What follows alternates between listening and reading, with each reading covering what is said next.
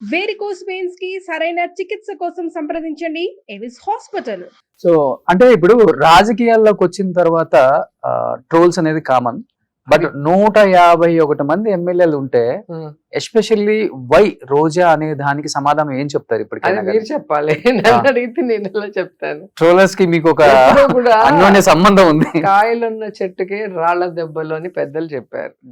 So ఎప్పుడు కూడా ఒక పవర్ఫుల్ పర్సనాలిటీని టచ్ చేసినప్పుడే దానికి ఒక టిఆర్పి ఉంటుంది, లేదా దానికి ఒక వాల్యూ ఉంటుంది. ఈరోజు మీరు నిజాల కన్నా యూట్యూబ్లో వచ్చే గ్యాసిప్స్ కి, ట్యాగ్ లైన్లకి, ఈ రీల్స్కే ఎక్కువ క్రేజ్ ఉంటుంది, వైరల్ అవుతుంటాయి చూసారా. అంటే నెగటివ్ మెంటాలిటీ పెరుగుతూ ఉంది జనాల్లో. సో పాజిటివ్ని రిసీవ్ చేసుకునే దానికన్నా నెగటివ్ని చాలా ఫాస్ట్గా రిసీవ్ చేసుకుంటారు. అది ఒక ప్రాబ్లం. అండ్ నేను చాలా గట్టిగా నిలబడి వాయిస్ ఇస్తాను కాబట్టి ఇంకా నన్ను ఏ రకంగా వాళ్ళు నన్ను డామేజ్ చేయలేక ఈ విధంగా డామేజ్. అంటే నోరు మంచిదైతే ఊరు మంచిదైద్ది అంటారు. మిగతా చాలా మంది ఎమ్మెల్యేలు ఉన్నారు, ఆడవాళ్ళు అక్కడ విడుదల రజనీ కావచ్చు, రకరకాల వాళ్ళు ఉన్నారు. ఇంకా వాళ్ళు వినిపించినంత గొంతుక వైసీపీ పార్టీ కోసం కావచ్చు, జగన్మోహన్ రెడ్డి గారి గురించి కావచ్చు, వాళ్ళకన్నా అంటే చెప్తే మీకు ఇంకా తక్కువ శాఖలని చెప్పుకోవచ్చు. మీరే ఎందుకు అంత ఆయన శత్రువుల్ని మీ శత్రువులుగా భావించి దూషిస్తారనేది ఒక వాదన బయట. ఇక్కడ శాఖ మా పోస్ట్ ఏంటి అని కాదు, ఆ పోస్ట్ కి మన వల్ల వన్నె తెచ్చుకోవాలి.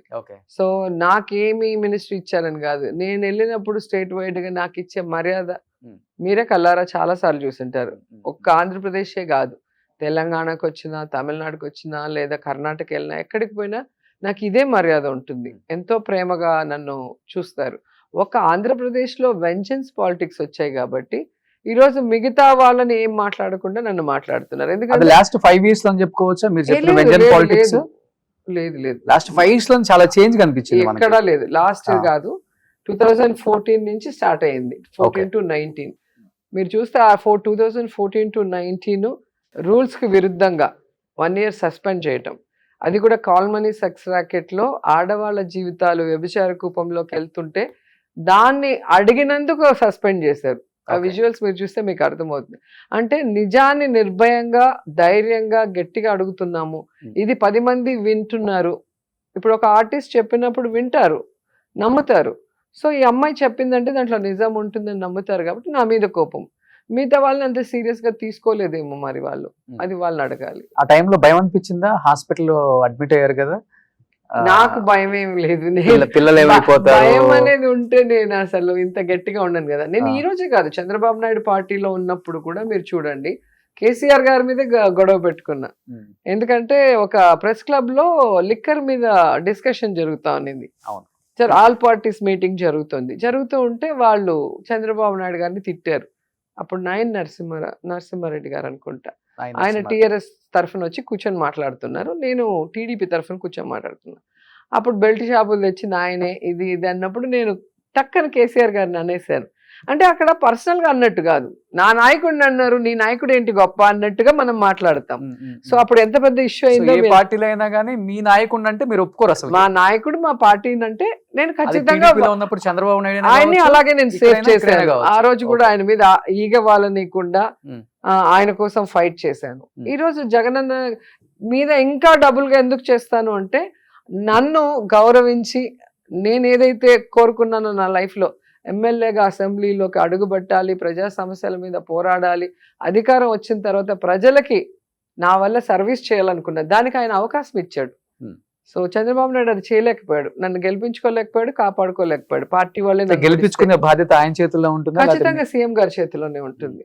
ఎందుకంటే ఒక చోట మనకి సీట్ ఇచ్చినప్పుడు, మనం పుట్టి పెరిగిన చోట ఇవ్వకుండా కొత్త ప్లేస్ లో ఇచ్చినప్పుడు అక్కడున్న నాయకుల్ని పిలిచి, ఇది నేను నించున్నట్టుగా మీకు ఏదున్నా నేను చేస్తాను, మీరు అమ్మాయిని గెలిపించండి అని చెప్పాల్సిన బాధ్యత వాళ్ళకు ఉంది. చంద్రగిరి కదా కాదు, నగరి చంద్రగిరి తర్వాత మళ్ళీ నగరి. ఈ రోజు చంద్రబాబు నాయుడు వచ్చి చంద్రగిరిలో నించోమనండి, వాళ్ళు అంత పెద్ద సీఎం క్యాండిడేట్లుగా ఉండి ఒక కాన్స్టిట్యున్సీ నుంచి పక్కకు కూడా జరగరు. నాలాంటి కొత్త క్యాండిడేట్లు తీసుకొచ్చి ఒక రోజు ఎక్కడో పెట్టేసి, మళ్ళీ ఇంకో రోజు ఎక్కడో పెట్టేసి, ఇంకో రోజు ఇంకో చోట. మీరు స్టార్ హీరోయిన్ కదా అప్పటికి, ఎట్లా స్టార్ క్యాంపైనర్, స్టార్ హీరోయిన్, ఏదైనా అండి, ఏదైనా కూడా రాజకీయాల్లో ఎలా పవన్ కళ్యాణ్ పవర్ స్టార్ ఉండి 2 చోట్ల ఓడిపోయారు. మరి ఆయన మీటింగ్ కి లక్షలాది మంది వస్తారు, ఎట్లా ఓడిపోయారు? కాబట్టి సినిమా వేరే, సినిమా అభిమానం వేరే, పాలిటిక్స్ వేరే, ఓటింగ్ ప్యాటర్న్ వేరే. Hmm.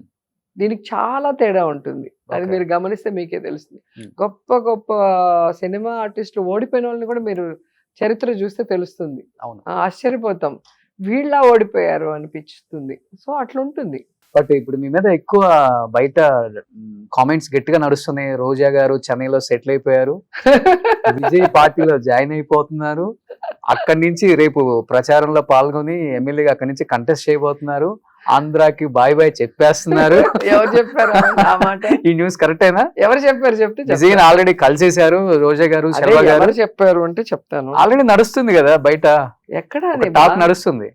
ఇది ఎవరైతే నా దాటికి తట్టుకోలేక పొలిటికల్ గా ఈవెన్ ఓడిచ్చేసాం, ఇంకా మాకు ప్రాబ్లం లేదు, ప్రశాంతంగా ఉందాం అసెంబ్లీలో అనుకున్న వాళ్ళకి బయట నుంచి కూడా వినిపిస్తూ ఉంటే తట్టుకోలేక ఇలాంటి మాటలు చెప్పడం అనేది మీరు గమనించాల్సిన మీకు విషయం. ఆలోచన లేదా అసలు? అస్సలు లేదు. ఎందుకు వదిలేసి వెళ్తాను? నేను పుట్టి పెరిగిన ఊరు ఇది. అది నన్ను ఎప్పుడో అడిగారు జయలలిత గారు, నన్ను నువ్వు ఇక్కడ కంటెస్ట్ చెయ్యి అని చెప్పి అడిగితే కూడా నాకు అది ఒక పిచ్చి.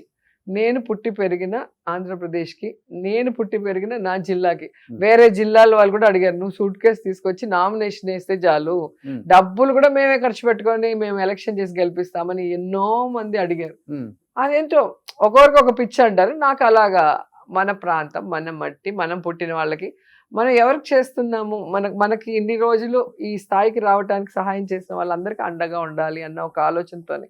అంతకుముందు నాకు ఎమ్మెల్సీ ఇస్తానంటే కూడా టీడీపీలో వద్దన్న. ఎంపీ నాకు ఇంట్రెస్ట్ లేదు. నాకు ఎమ్మెల్యేగా ప్రజల మధ్యలో ఉండాలి, అహర్నిశలు ప్రజలతోనే వాళ్ళ కష్ట సుఖాల్లో పాలు పంచుకోవాలన్న ఒక ఆలోచన. మామూలుగా సినిమా ఆర్టిస్టులు ఏంటంటే టచ్ మీ నాట్ లాగా ఉండాలి. ఒక నామినేటెడ్ ఎమ్మెల్సీ రాజ్యసభ తీసుకొని అలా హాయ్ హాయ్ అంటూ మెయిన్ మీటింగ్.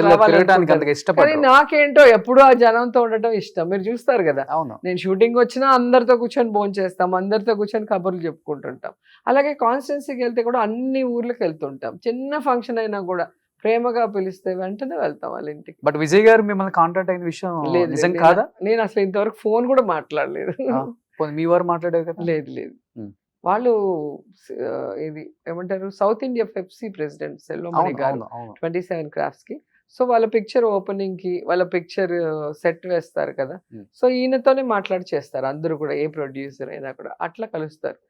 అండ్ విజయ్ వాళ్ళ నాన్న నా ఫ్యాన్. నేను ఒకే ఒక సాంగ్ విజయ్ తో చేశాను వాళ్ళ సొంత సినిమా, చంద్రశేఖర్ గారు. ఆయనకి బాగా ఇష్టం, ఒక్క సాంగ్ చేయమ్మా బాబుతో అంటే అప్పుడే అప్కమింగ్ విజయ్ ఒక్క సాంగ్ చేశాను. ఓకే, అనిపిస్తుందా ఆయన ఫ్యాన్ ఫాలోయింగ్ చూసి సీఎం అవుతారు నెక్స్ట్ తమిళనాడుకి అని? నా ఇంట్లోనే ఆయన ఫ్యాన్స్ ఉండరు. నా కొడుకు విజయ్ ఫోటో వేసుకొని టీ షర్ట్ వేసుకొని తిరుగుతుంటాడు. అంటే యూత్ లో బాగా క్రేజ్ ఉంది అబ్బాయికి. సీఎం అవుతారా లేదా నాకు తెలియదు. నేను చాలా ఇంటర్వ్యూలు తమిళ వాళ్ళు అడిగితే కూడా అదే చెప్పాను, క్రేజ్ వేరే, ఓటింగ్ వేరే. సో అతని ప్రతి నడవడిక ఓటింగ్ పడేంత వరకు ఏ చిన్న ఇన్సిడెంట్ రాంగ్ జరిగినా కూడా తలకిందులు అయిపోతాయి పాలిటిక్స్ లో. కాబట్టి ఎలక్షన్ రోజు వరకు ఆయన నడుస్తున్న విధానం, ఆయన మేనిఫెస్టో, ఆయన ప్రజలకి ఏం చేయాలనుకుంటున్నాడు, ఇది చేస్తాడా లేదా అని ఆయన నమ్మకాన్ని క్రియేట్ చేసుకోవడాన్ని బట్టి ఉంటుంది ఆయన క్రేజ్. అయితే విపరీతమైన క్రేజ్ ఉంది ఆ పిల్లోడికి.